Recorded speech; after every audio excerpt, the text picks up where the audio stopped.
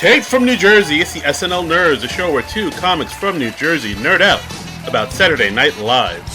I'm your co-host, Darren Patterson. And I'm your co-host, John Trumbull. And today, guys, this is a special bonus episode. We're giving you a little extra morsel, a little tasty treat here.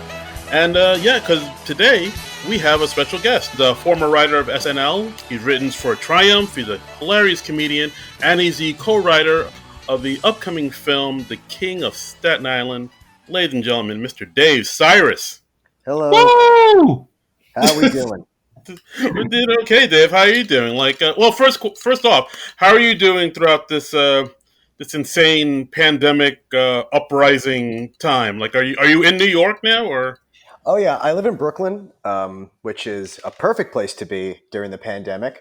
It's an insane time because, of course, a few months ago, all I was thinking about was, my first movie, and then we got the pandemic, and then it became just sort of adapting to that world and having to deal with, all the precautions you have to take. With me especially, because I'm a caretaker for an 85-year-old woman, so I have a lot more responsibilities when it comes to my own personal exposure. I'm also hemophiliac with Lyme disease. So my own doctor has told me to be careful, but I haven't really honestly thought about that as much as just that if I take my eye off the ball for a second, grandma dies, is basically been what I've been living the last few months. Wow. So nice and relaxing. Okay. Yeah. So there's been that to deal with. And then, and now, the movie's coming out in a few days, whenever you guys are listening to this, but it comes out Friday. And it's been, and now, because of the George Floyd protests, I've never felt so incredibly just ridiculous talking about a movie. I feel like such a ridiculous asshole to even try to pitch a movie during one of the most important civil rights moments in my lifetime. I mean, people are out, they're protesting, they're demanding change for police brutality and racism. It's like the last thing I ever wanted to do was say, guys, I know that's important, but yeah. So honestly, I've actively avoided anything related to pitching this movie. I've basically just been like, hey, look, if you want to enjoy it, God bless you. Please go ahead. It's not the most important thing in the world. Yeah. Really, it's because I've literally been saying if it's a choice between paying to watch my movie or donating to Campaign Zero, please donate. The movie will still be here when everything's settled down and hopefully we have the changes we're looking for. You can always do both too. Yeah. I mean, that would be great. In an ideal world, that's the best case scenario. Sure. Right. But I also think in times like these, people are looking for just, ways of escaping just because everything in the world is so heavy. I mean, even our podcast, we've decided to keep it as light as possible. We've been reviewing all these SNL movies that are kind of goofy comedies just because just the severity and just the heaviness of the world we're in now. People are looking for little ways to kind of escape and get out of their own heads for a little bit. So, I mean, this movie can help with that. I agree. And I agree with that. I think it's great that you guys are, taking the time to just entertain people who are, it's a very stressful time for a lot of people, I'm sure. And, it's good that you're talking about the many SNL comedy movies, and it's Pat. Oh man. Yeah. It's Pat. Oh boy. Yeah. We reviewed that, and I don't know if you heard the episode, but that movie was rough. I will be listening to it because I would like to hear more people talking about that movie. Sure. Yeah. It's an important movie that's fallen by the wayside. Boy, does Molly Shannon owe that movie a thanks. To make sure that literally no one will ever say that Superstar was the worst SNL movie. Yeah. We reviewed Superstar as well. Yeah. Superstar. Superstar's not bad. I'm not. Only It's Pat is the only one that I would actually venture to say was just flat out bad. Yeah.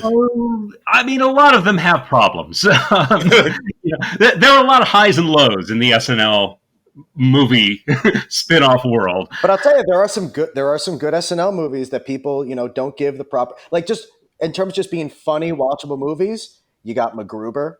Yep. You got Ladies Man is such a good movie. Ladies Man is a funny movie. My buddy Dennis McNicholas. I mean, really, Ladies Man is an underrated SNL movie. I agree with that. We both enjoyed Ladies Man, as I recall. Yeah. Coneheads is a good movie. Wayne's World, both good movies. Yeah, we reviewed them all. Night at the Roxbury, not bad. I remember that being okay. It didn't quite fire on all cylinders for me, but I don't remember hating it. Yeah, it's not. It's watchable.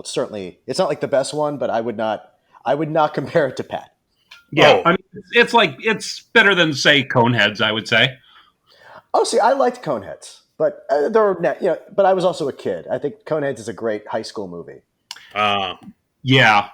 I was in my 20s when Coneheads came out, and I didn't watch it until we watched it for the podcast. So it was like, okay, well, this is a thing that happened. Yeah, no, it's a movie you should watch when you're 15. Yeah, I think that's fair. That's fair. And there's nothing wrong with making a movie for 15-year-olds, you know? Yeah. All right. So Dave, I guess this answers. I mean, you just answered the next question I was going to ask. Would you consider yourself an SNL nerd? Are you a big fan of the show, or did you grow up watching the show, or is it some sketch or season or performer that got you into the show, or are you more of a casual fan? I was a big fan as a kid of the golden age that I consider, that the early 90s, late 80s. Pretty much anything Phil Hartman was part of is what I consider the best part of that show. I really, really love Phil Hartman, but I also love the Will Ferrell years too. So those are the eras that I was really into. When I got the job at SNL, I wasn't a giant fan. I didn't really watch the post Will Ferrell era as much. I honestly would only skim the episodes for the TV Funhouse segment. If I'm being honest. Okay, no, that's fine. Like the TV Funhouse stuff, I remember that being like when that first came on, those TV Funhouse Robert Smigel segments. They did some seriously like edgy stuff there, like some stuff. Like I remember, not too long ago, I rewatched this one episode where it was like it was a TV Funhouse, animated short, where it was a play on Sex in the City, but it was Sex in the Country, and instead of it being like 4 women in New York City, it was like 4 farm animals, and they used the audio from Sex in the City, and the farm animals would get together about their sex lives, and they were all sex. They were having sex with basically like the farmer, and so it was like a whole sketch around bestiality, and I was like, oh my god. So like you had a pig talking about how it didn't want to be the up the butt girl. Yeah, exactly. And then they cut to the scene with the pig and like the farmer or the farmhand, and I was like, Jesus Christ. Yeah, Robert really stretched his legs in that segment. Yeah. I think my favorite was the parody that they did of the old Fleischer Superman cartoons, where they did Wonder Man and they animated it as close to the style of the Fleischer Superman cartoons that they could get. Yeah, and that of course was the TV Funhouse Comedy Central show. Right, and it was he was performing super deeds, but it was only in a quest to get his alter ego laid. Yep, Wonder Man. Yes, and that show was goddamn amazing. I think it was only 6 episodes, and it was just one of the funniest things a show that was completely not a success, got canceled right away, yet was extremely influential with shows like Wonder Shows and something that was ripped off endlessly by edgy comics and like the Adult Swim kind of world for years. Yeah, no, it was definitely ahead of its time. Yeah, I can definitely see that too. Yeah. So so how did you get into comedy? Your background is a stand-up, and then you've kind of segged from that into a writing career. So tell us a little about how that got started for you. Well, I was a kid with no friends, and I know people say that a lot. Join the club. Here's the thing. The number of people who say that They didn't have any friends in high school. They were the most unpopular kid in high school. I always think, I'm like, you know what? It's really not possible that it's that many of you, because I remember being one of like 5 kids in my whole high school who could claim that. Whereas everyone seems to act like that. Usually what I'll say to people when they say, yeah, me too, I'm like, oh yeah, were you and your friends like really unpopular and the popular kids made fun of you? They're like, yeah. I'm like, yeah, well, I didn't have friends. Oh, Because no, and I just, when you're like that and you have this like extreme need to express yourself, when I was 16, I just started writing stand up and I started doing open mics at 17. And the fact that like strangers really liked me was a big wake up call. That, Mm-hmm. that when it's people who don't know who I am, they think what I'm saying is really interesting and funny. As when I'm this child on stage, was a major thing for me, and how much happiness and power I could get that I was missing in my life. And because when you're a comic, you're mainlining approval and happiness. You're forcing large groups of people to like you at once because you need it. Yeah, that's a great way to put it, man. And so that's why at 17, I was doing, open mics and, doing comedy in college. And that was what the most important thing to me was, because you need that feeling, and you're usually doing comedy because you're lacking something important, in your Yeah. psyche. And usually you're lacking it because you also have ego problems and you expect more attention and adoration than you should have. I can't deny any of that. Yeah, yeah. I remember shortly after I started. I didn't start comedy until I was in like my 30s. I didn't really get serious about it until I was in my 30s. But I remember saying to a friend of mine, like, no, the fact that I'm starting this is not like a good indicator for me having a lot of mental health. I mean, this is not great news. As a guy who was hosting open mics at 18, I can't tell you how much I enjoyed studying the people who really just should not be doing it. Like the Mhm. people who are just basically relitigating their divorce, or or have these delusions of grandeur that they think that the whole world should worship them, and they don't understand why no one is. It's essentially becomes just a soapbox for people who there's no one else on earth will listen to. But of course, this is before Twitter. Yes. Yes, of course. All right, so you started in you're from New York, right? You started in the New York, New Yeah. Jersey area. Yeah. Okay, but yeah, I remember like going to open mics. You see a lot of interesting folks. I'll say, like a lot of people who just want to be heard and they don't even maybe even care about getting a laugh. They just need to talk to somebody, and it's just like, yikes. Yeah, I mean, God, and when I started the open mics I was doing, a lot of those people became famous. A lot of those people became giant successes, and the others just didn't. Oh wow. Mm. Well, who did you see starting up? Well, I mean, when I was doing open mics, the people who were in my open mic regularly were Big J Okerson, Kurt Metzger, and Jamie Kilstein. Wow. Oh, all right. I was friends with those guys back at that point. I was like 18, 19, 20. Oh, far out. Wow. Yeah. Yeah. Okerson's hilarious. Oh Yeah. yeah, yeah. Yeah, Big J. I mean, Big J would have been the one who had the most high profile career, but Kurt obviously also Yeah. became very successful. Yeah. Right. Right. Famous Schumer and whatnot. Absolutely. Hmm. Okay, so as you're doing open mics in the New York scene, like how do you make the transition from stand up to being a writer? Like, have you always wanted to do that, or is it something that kind of came naturally? Like, I always, yeah, I always intended on writing and not just doing stand up, because I never really thought of myself as like that charismatic a character. I never thought that my end game would be just being a touring headliner. I thought it's really a way of getting into making comedy. So by the time I was starting college, I was doing sketch comedy as well as stand up, and writing and drawing a comic strip, and doing even then a version of the Brickstone videos where I'm harassing people on the street. And this was in 97 when I started doing that.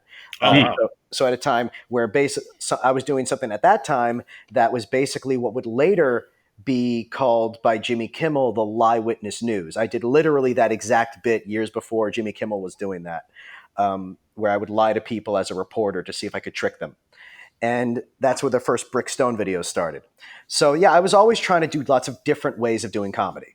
When I first got out of college, I did this comedy album with Joe Conti, this sketch album. Hey, Joe Conti, friend of the show. Joe Conte. Joe Conte actually also has a show on the Non-Productive podcast network. He does a show about the honeymooners. Yeah, and he also has his other show, Conti and Kenny, which was Mm-hmm. once called the Bag of Nuts Show, which was the sketch group sort of that we made an album with. As Ah, Mm. it all comes together. hated the name, Bag of nuts. I can see why. hated it. Yeah, Our I can album see was that. called Stickin' Together. Bag and nuts sticking together. Yeah, okay. I Yeah, get it. It's I don't, I don't want to. I want to be clear. I did not have creative control over anything in that album.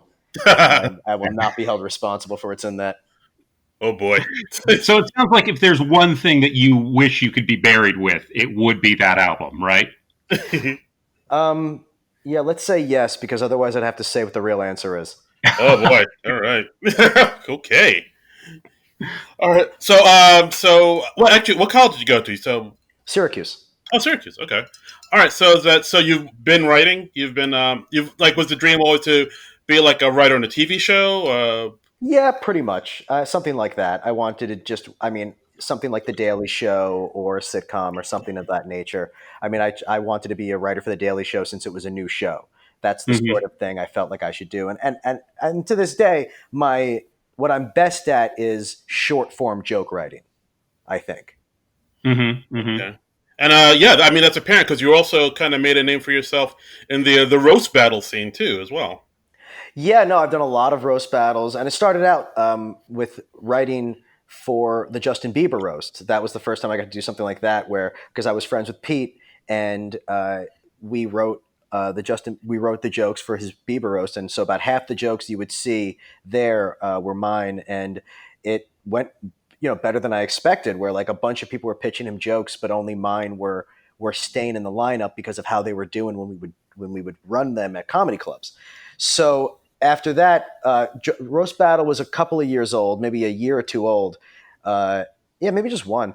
Yeah. It was like maybe a year or two old, and then I did my first roast battle right before I joined SNL, and then it was something that I would just sort of do when I had time.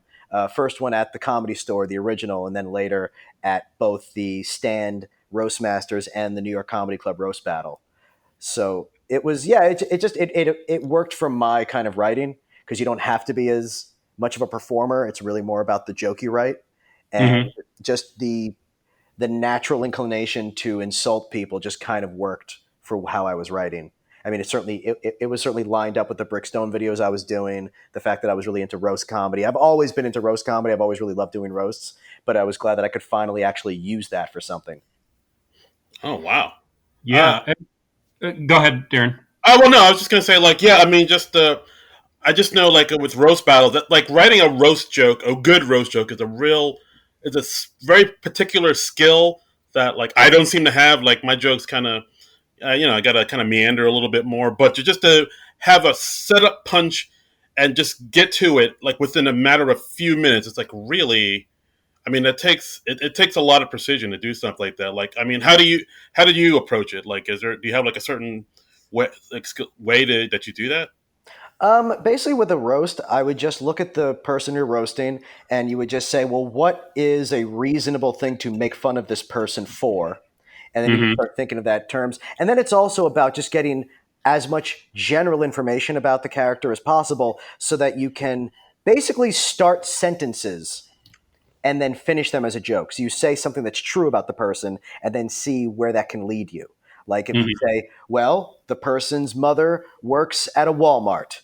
And then you just start looking at every word in that sentence. Is there That's it. something I That's can a do joke with right that? there. Yeah, what can I do with that? What is a detail? Because you're just trying. Jokes like that are just sort of these little riddles, where that you're supposed where you don't where it makes sense to you when you hear the last word of it. Yeah. That's interesting. Do you find it easier to write a roast joke if you know the target well, or if you don't know the target personally? The less information you have, the worse. I've had roast battles where the other person basically refused to give me information about themselves, and Mm-hmm. the show itself suffers. Yeah. So it's a lot easier with a celebrity when there's a lot of information. Like the easiest roast battle I ever did was against Christian Finnegan because he actually has a real career. There was a lot of information about him out there that I could take advantage of. But when it's someone with basically no career and nothing in their life, you're stuck. There's nothing to grab onto. There's nothing to talk about. Yeah, yeah. Okay. Well, now you mentioned that you were writing on the Justin Bieber roast with Pete Davidson. So how did you know Pete? Just through the open mic scene? No. Pete and I did a VFW show when he was 18. That a friend of ours, Matt, had organized. We were both friends with him, and then a few months later, we met there, and then Pete was in L.A. and didn't really know anyone there. Was filming something, and our friend suggested we meet up because just maybe show him around. And he was very young, didn't really know anyone, so we just hung out a little bit and really got along. And just soon after that, we started trying to write stuff together. We wrote a couple of things that that got a lot of traction and would have been made had he not been hired by SNL shortly after that. So after that, he gets hired by SNL. He gets asked to do the Bieber roast. I started helping him with jokes for it, and like I said, other comics, more known comics, would also offer jokes, and then he would go to the cellar and he would run all the roast jokes and record it, and then that was what the real surprise was for me, is that like my jokes just seemed to be the ones that were working, and so the act ended up being top loaded with my jokes, and it's also why SNL was interested in letting me write a packet, because they were very happy that I made him look good at that roast. Because he was still a fairly new cast member at that time, right? Yeah, he was a brand new cast member. I mean, that happened in March of his first year. Okay. So it happened, a little more than midway through his first season. And, so the jokes that me and him wrote, because it ended up being about half mine and like almost half his. And it was just basically, it went really well. And it proved that I should be writing on that level, basically, for the people to give me a chance to. And another interesting thing about writing roast jokes is they're so specific. You can only use them for that one event. Like you were saying, Pete was road testing the jokes a little bit at clubs and stuff, but really they don't have a life beyond that roast. No. When you do a roast or a roast battle, that's the one time you do it. Now, that being said, if I do a roast battle, I'll be very clear. I have every right to use that joke however I want ever again. Like, because there have been plenty of roast battles that I've done, and then if you would see me do that roast battle, you might then notice someone doing the same joke on a roast later. Like, for example, the Alec Baldwin roast. There were multiple jokes in that roast that originated as things I had said in roast battles that I then sold to someone who was in that show. Gotcha. So there is that level of it. There's at least. Mm-hmm. Well, I mean, it's like that old saying, like, a good writer never throws anything away. And if you have something that works or that can be retrofitted to work for that topic, it would be silly not to use it in some fashion. I mean, a roast battle is such a small stakes thing. It's just for one live audience and a YouTube page. Of course, I'm going to want to use that for a bigger audience if I can. Mm-hmm, mm-hmm. Yeah, makes sense. All right, so I guess after all this, you were able to submit a packet to SNL, and you were able to have a writing gig there. And you were there the 41st season, right? It's like 2015. Yeah, the 2015-16. I was there for the entire presidential primary, which was a very fortunate time to be working there because as a sketch writer, what I was best at was, in terms of sketches, was clearly just the cold open type stuff, the current events comedy, much more so than the regular sketches. So I was really happy that I was able to contribute a lot of stuff to things like the debates and all the presidential, the Trump, the Bernie, the Hillary stuff. Okay, right. And, like, another notable thing about season 41 is that is the season where Donald Trump hosted. He sure did. Yeah. So I'm just guessing. I'm just throwing this out there. You might have some stories from that week. Well, I do. I can tell. I mean, I know that I signed an NDA, which I have no idea how much that's going to be enforced. But, okay. But so I can't talk about anything that happened that week. So I'm just going to talk about a hypothetical version of what happened that week that I would assume is true based on, just whatever fantasy I have. First of all, You know how tall Pete is, right?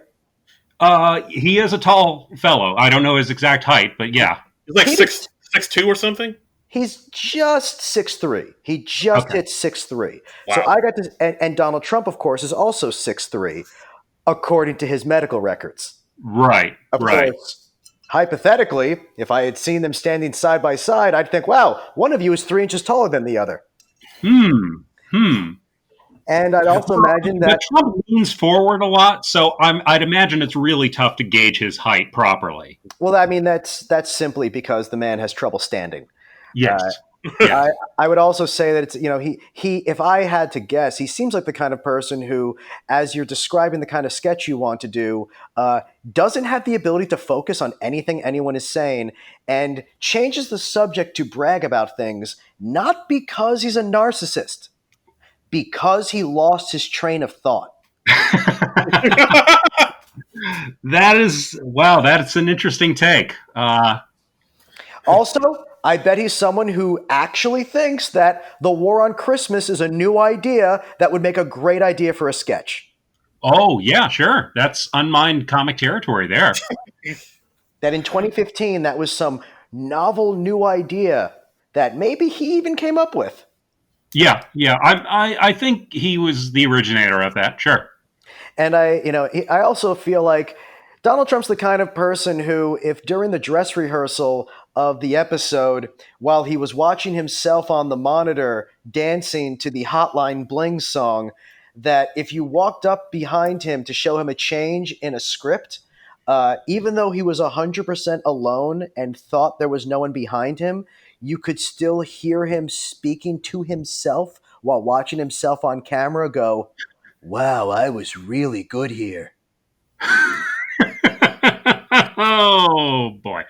Okay. And you would know for a fact that he wasn't saying it for anyone else because it's too dark and too loud for him to have any idea that someone was standing right behind him to show him the changes to one of the sketches that he was going to be in. I can't. I just can't. I mean, we should say though that we here at the SNL Nerds, we have no idea if any of these stories are true. This is just a hypothetical thing on a host who may or may not have been Donald Trump. Who knows? Well, no, I mean, obviously it's not true. I'm making all this up. I'm just using educated guesses to tell you what working with him might be like. Right. Because personally, I was checked out all week. I didn't really pay attention to anything. Now you said you had to sign an NDA for when Trump hosted. Is that a standard part of SNL hosts, or was that something special for when he came on? No, the standard SNL NDA that you sign. Oh, okay, that makes sense. Of not, revealing, embarrassing things about anyone. I have no idea how specific it really is, but yeah, there's definitely signed something. All right. I mean, but it can't. There has to be some sort of time limit, or it can't be that binding. Because I remember like Tina Fey saying that Paris Hilton was a piece of shit on the Howard Stern show. So, yeah, I mean, have you ever heard the Steven Seagal stories? For God's sake! Oh yeah, God. Right. Absolutely. I mean, the Live from New York book, the oral history of SNL, which we've referred to a ton of times on the show, it's filled with all these great stories, and it's great because like every generation has their own story of what an asshole Chevy Chase was. Yeah, which is undeniable, apparently. There's some amazing stories. I actually once interviewed Julia Sweeney, and I brought up the Steven Seagal thing because I just wanted to know what he did.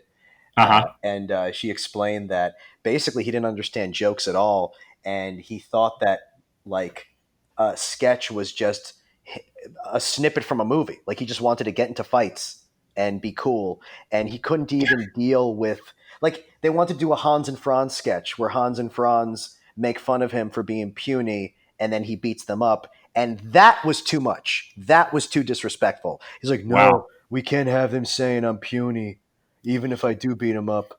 Like he just is someone who did not understand the concept of jokes at all. And if you look at him in Russia now with these people pretending to be hit by him in these sad little displays, you can see, this is a guy who's very not aware of what's going on. Holy moly. Well, okay. So we talked about Donald Trump. Who were some of your favorite hosts from that year, from that season? I thought Miley Cyrus was really cool. She was really Uh-huh. nice. She was very cool to work with. Drake was a super nice guy. He was really cool. Very open to doing everything. Chris Hemsworth was also a good example of someone who was just here to work. Just happy, down to do whatever, open for such a big star. Really really fun guy. I thought Elizabeth Banks was really cool. Yeah, just a lot of people. I mean, I got to work with Peter Dinklage. Not much. I didn't get to do much with him. Was that when he played Peter Drunklage on Weekend Update? I don't. Oh, I he don't. was like a drunk uncle, but like the smaller version. I don't. Yeah. I don't remember if Okay. he was on that update, but yeah, I mean, he was really funny. Yeah, there were a lot of great moments. Drake hired Bobby Flay to cook us dinner. I mean, that was really cool. Oh And then, shit! and then had That's cool. I think he had he got us an after party at like an arcade with strippers. I mean, the guy really knows how to treat people. Um, Oh damn! Tracy Morgan, of course, was a really really awesome person to get to sit down and talk comedy with and stuff. So yeah, there were a lot of people that were really awesome, really good, really cool to work with. Oh man, that sounds fantastic. I got to see That, Nicki that, Minaj really up close. Oh, was that? I got to see Nicki Minaj like a few feet away, Oh, which I didn't get. how I was didn't. that? I mean, shocking to be. It's just I never thought I'd get to see her that close. It was really. She's very pretty. She's easy so on the eyes. like overall, the good experiences outweighed the bad. Sure. Okay. Well, if I'm misrepresenting your time on the show, Look, let us know. I have benefited an enormous amount from my time on SNL. Without Mhm. SNL, I'm sure I never would have written for heroes of mine like Robert Smigel, gotten to do a movie with Judd Apatow, gotten to do basically everything that I ever dreamed of doing. All of it I have from SNL. So to answer your question, does that make up for everything? Yeah.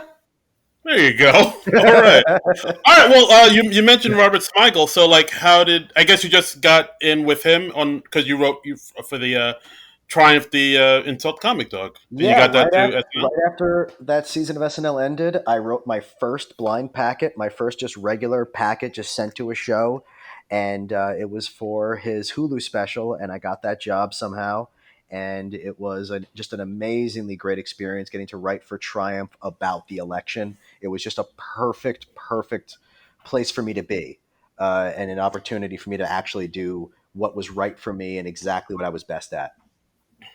And Yeah. that Hulu special and the series that came after it, I mean, I'm still really, really proud of that. It was amazing to get to watch Smigel work and the stuff I mean, definitely, you should definitely check it out. It's some of the best political comedy I've ever seen. Some of what the guys on that show were capable of.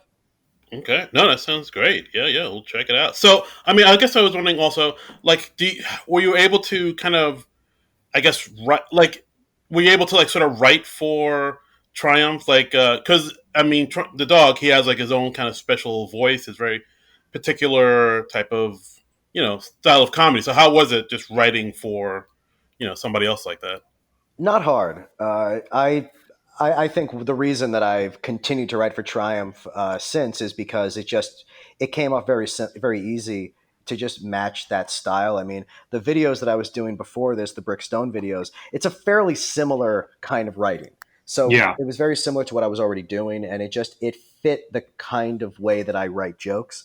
So there was really wasn't much adaptation. I think that Smigel likes the way I write jokes for Triumph, and I think that the kinds of jokes that I write for Triumph are definitely one of the specifics you think of for him. The kind of overly written like gotcha joke, like the ability to kind of like I just feel like I love Triumph so much because he was already in a style that really spoke to me. Mm-hmm. Mm-hmm. Okay, and you probably grew up watching him too, so you kind of knew exactly his style, and you just knew Yeah, how to be able to hone in on that. Yeah, I mean, I love Triumph and I love TV Funhouse. So I felt like if I can't get this job, there's nothing I'm going to get. I really felt like it was like because I didn't get it at first just because they were delayed in making their decision. So I thought I didn't get it, and I thought if I can't get this, I am screwed. This is what I've been training for my entire life. Essentially, yeah. Yeah, yeah. The whole life's been leading up to this moment. All right, and so now you have this movie coming out, The King of Staten Island, and this is the first movie you've ever written, correct? The first movie that's gotten made. It's gotten made, right? Me and Pete have written a few movies already that didn't get produced. This is the first one actually went all the way to that. Okay, so I mean, so how did this come about? How did you get into? I don't know. How did you get into co-writing this script? Before Pete was on SNL, me and him wrote a script together. First, we wrote a Comedy Central web series that they liked and was going to get made, except that there were complications with just contracts that made it delayed long enough that when he got SNL, that canceled it. So in the meantime, we actually wrote a movie together that we were trying to sell, Judd read the script because he knew Pete from Trainwreck, and he said, "Oh, I like this. How about the three of us write a movie together?" And we Mm. started talking about that, and of course, all that got canceled when Pete joined SNL. Just a huge opportunity. So a year or two late, so yeah, about a year after that, we started talking again about another movie, and that one was going to be about a gap year. And basically, just because of various other projects, it didn't really get anywhere, and so we didn't do that. And then Pete and I moved on to another script that we wrote ourselves. That was originally going to be for Warner Brothers, and that script also did not get made. But Judd read that script and said, "Oh, I really like this. I like that you guys. This is my favorite of the things you've written so far. Let's now that we all have time. Let's get back to writing something together." And this time, Judd was like, instead of just giving you an idea and just having you run with it, let's actually start from scratch and build a movie together and really use Pete's real life to just really get an emotionally real basis for this movie.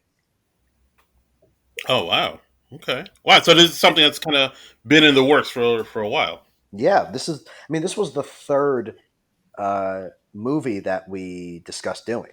So like we'd work together, we'd and this was the first time that we all had time and that we could devote to it, and that it actually could could get all the way done, and it did, and it was better because it wasn't trying to adapt to a story. It was about saying no, no, no, let's adapt the story to us. Let's make a movie where we're not faking emotions. Let's actually use what we have here, which is a very very interesting story, a background of Pete, and just let's run with it. Let's see if we can make a story that will appeal to anyone else who deals and has dealt with the kinds of issues Pete has, and had to had to deal with loss in the way Pete has.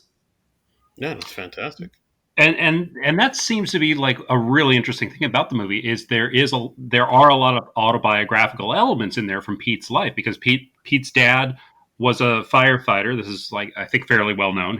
He was a firefighter who died on 9/11, and Pete's character in this movie, his father was a firefighter who died in a fire. Right. We didn't want to make it a 9/11 specific movie because that's Mm-hmm. such a well, because then you have when you if you were to bring that into it, then there's all this other sort of things you need to serve, and the last thing we wanted to do is make it seem like we were exploiting 9/11 in any way. We would never do something like that. It was more about just can we tell a story that's personal, that's true to what happened, but doesn't have the specter of this historical tragedy sort of weighing it down, in the sense of like, because if you do a 9/11 movie, you can't just change details to fit the Right. story, and it creates a different level of responsibility, and it's hard to talk about a subject like that because it's so hard to know when you're being respectful in the right way. It just seemed better to just no, let's just make this about this one family, Mm-hmm. and in a way that anyone who did lose someone would still be able to uh, identify with. But but to me, it was also a very interesting idea of it's not that different for the person who suffered the tragedy, but it's very different for everyone on the outside when it's a famous tragedy. And I just thought that's Right. and does it make you feel different about it when it's not something that was in the news every day? And if so, why? So Yeah. it was just interesting questions that were brought up, and we just wanted to make a story that sort of rhymed with the true emotions of things without being the real story. Yeah, and you've got a killer cast in this movie too. I mean, and one thing I find really interesting is like Steve Buscemi is in the movie, Hmm. and Steve Buscemi was also a firefighter in real life, and he famously went to his old uh, firehouse on 9/11 to help out how he could. Yeah, he did. That was a big part of it for us.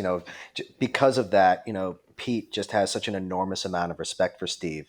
So, it was a real honor for him to do this for us. It was a really favor that he did being in this movie. So that was really amazing, and that's why other people in the cast, other firemen in the cast, are real firemen. Several of them Mhm. are basically, we were looking for firefighters who are also actors, because Uh-huh. a lot of firefighters have like a side hustle. And, Yeah. one of them, John Sorrentino, was a good friend of Scott's, of Pete's dad. And Right. when Pete's dad was around, John was the guy in the firehouse who wanted to be an actor. So there was a lot that was really, we wanted to show a lot of respect for these people, these first responders, people who put themselves in harm's way. And it's that's so anytime we were able to have someone be portrayed by someone who did know firsthand what it was like, that was a plus. We also spent a lot of time with firemen in firehouses. It was just, there was a certain level of responsibility that we really had to show, because Hmm. we're telling their story. Yeah. Yeah. Yeah. Absolutely. Well, I wonder if I think my dad might actually watch this movie too, because like I mean, I don't know. I think we mentioned this on the podcast, but my dad's actually he was a firefighter as well. Like he actually worked in like Ladder 118 in Brooklyn Heights, which I believe was Pete's dad's old ladder. Yeah, Brooklyn Heights. That is where Pete's father was stationed. Yeah. Yeah, yeah. I gotta ask my dad see if he knows any of these any of the actors here. Yeah, actually, you should ask if he knows John. Yeah. We'll do. All right. That's wow, small world. Yeah. And Yeah. Wow. like the movie also stars Bill Burr. Was Bill somebody you knew from the stand up world beforehand?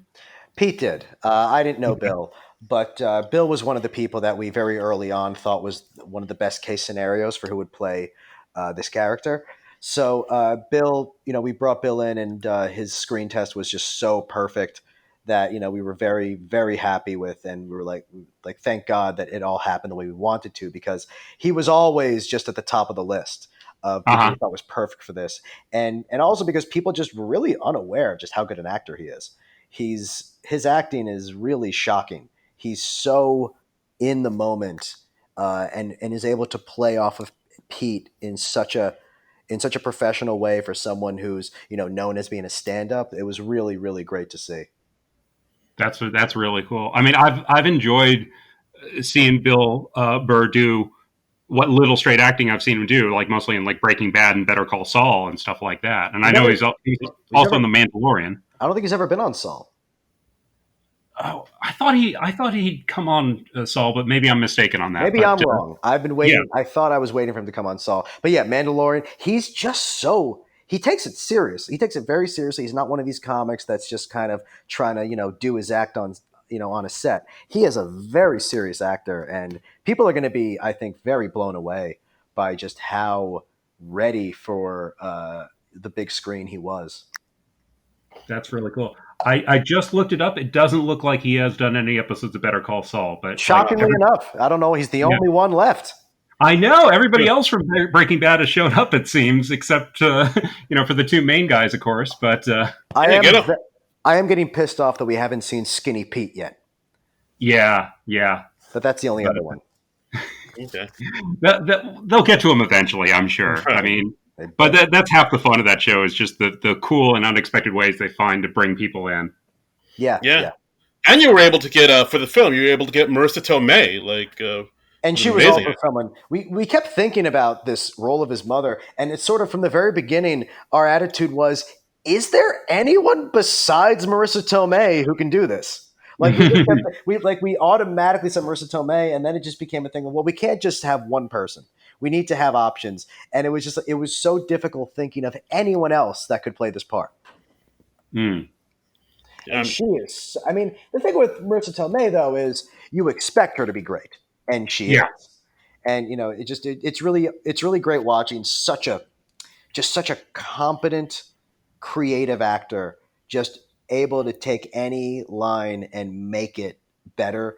And I mean, she's so professional and so just she was obviously the most accomplished actor we had in at the top. So yeah, Marissa Tomei was just amazing. It was so nice of her to take this and to play Pete's mom. And really, I can't even imagine who else could have done it. that's so cool. So, I mean, it sounds like you're really happy with how the movie turned out. Yeah, no, look, it was Judd's ship to run. I know obviously the three of us wrote it together, but it was all with the trust in Judd that he could, pull it all together as director. And I think he really did an impressive job of doing something that I think is unlike, any other movie people have seen. It doesn't follow the kind of formula that these movies, that you tend to expect. And I got to learn a lot just from doing storytelling with Judd because like I said, I consider myself mostly a joke writer, and Hmm. while I love a lot of the jokes that I got in the movie, what I'm really most proud of is that we pulled together this very coherent, cohesive, disciplined kind of story that didn't just seem like someone trying to mash a bunch of stuff together. Yeah. That's really cool. That's really cool. 'Cause that's what a Well, comedy writer wants to do. You want to just have a joke delivery system and just oversaturate with dick jokes. And yeah, this is too sensitive a story to do that. So right, you have to have the right. discipline of having it be funny in a very, very honest way. Yeah. You're as like a stand-up comic or writing for a roast battle or something. You're not really used to picking your moments for the dick jokes. Right, right. If this was left to me and Pete's devices, this movie would just be loaded and loaded with jokes, constantly breaking fourth walls. That's Uh-huh. that's where we would end up if we didn't have any sort of direction and we're just sort of going crazy with writing, comedy wise.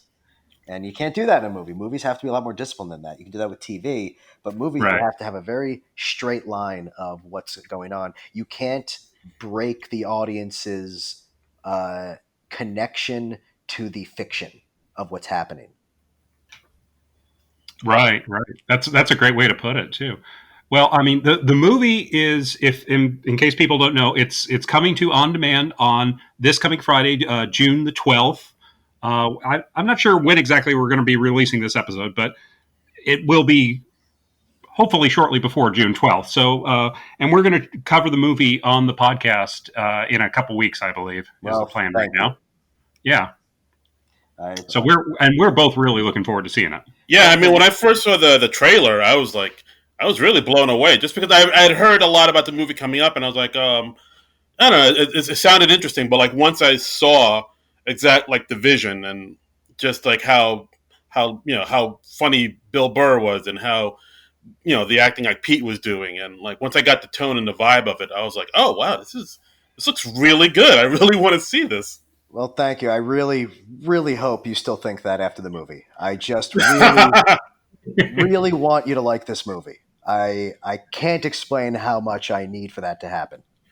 Well, Dave, as we said before we started recording, if the check clears, we will to give this movie the SNL nerds bump and give it a bigger, nice review. No, I'm sure we're really going to like it. I mean, Judd Apatow seems to really have a good eye for good people to build a movie around. I mean, he had Steve Carell for the 40-Year-Old Virgin. He had Seth Rogen for Knocked Up. He had Amy Schumer for Trainwreck. He really seems to have an eye for like developing talent or talents that's breaking or just about to break that he can build a movie around. I mean, the guy knows what he's doing. He really Yeah, had he approaches comedy in such a serious way. He approaches making a comedy movie with that kind of artist's passion, the idea that like he really want like I know I'm not saying this right, but like he looks at a story with the kind of reverence you need to be able to make good movies. He really cares about that on a level that I know there's other people there who are just like, just get it done, have some jokes in it. He is living and breathing the universe that he's creating. And that, it's showing us that, you have to have this extreme amount of respect for the material and for the reality that you're creating, and not defy that, and not be dishonest in anything that these characters are doing, but yet still somehow make it compelling and funny. Yeah. Apatow, he's somebody who had an amazing career before he became a movie director. I mean, just like all the shows that he's written for and been involved with, like, Freaks and Geeks, the Larry Sanders Show. He worked on the Ben Stiller Show, didn't he? Oh yeah. Which I loved as a kid. I was a big Ben Stiller Show fan. So underrated. Yeah, such really, really great. I mean, Undeclared. I believe he wrote on The Critic. Oh yes, yeah. And he was the head writer of the last season of Larry Sanders, Larry Sanders is just one of the most important comedies of all time. Yeah, absolutely. I mean, that's just wonderful. And and he's just had an amazing career even before the movies. If you just take the movies out of the equation, he's done amazing stuff. And I know, like, he did like a radio show when he was in high school, just interviewing all sorts of people in comedy. Yeah, he started really young. And he's the amount of important comedy that Judd's fingerprints are on is like staggering. People don't even remember how many, because we think of the directing ones. You forget how many things he produced that are some of the greatest comedies ever too. Yeah, absolutely. So, yeah, good job hitching your wagon to that star. Well done, sir. Hey, I got real lucky getting to work with him and Smigel. It's like, if it's for someone who failed longer than any sane person would hold out, I got really lucky at the end. Well, that's great. Well, I mean, hopefully this is not the end for you. Hopefully this is the start of a whole new career for you, or a whole new phase of your career. We'll see. Yep. Fingers crossed. Here's hoping. All right. So, Dave, thank you so much for doing this with us. Like, this was an amazing interview. Anything to plug, anything to promote, please, the floor is yours. Like I said before, it's not. I feel like it's just a dumb time to promote yourself. I think if go to Campaign Zero or Unicorn Riot or something. My Twitter will be there afterward. All right, yeah, go there, guys. Go do that. And you may feel self-conscious about promoting it, but we do not. So everybody, go check out The King of Staten Island on demand this Friday, June 12th, and hopefully it'll be a nice outlet for what's a trying time in the real world right now. Yes. Just priorities. Yes, absolutely. Yeah, watch the movie, then donate to some important charities. You'll feel good. You'll feel both of the things will make you feel good. Yeah. Hey, let's hope.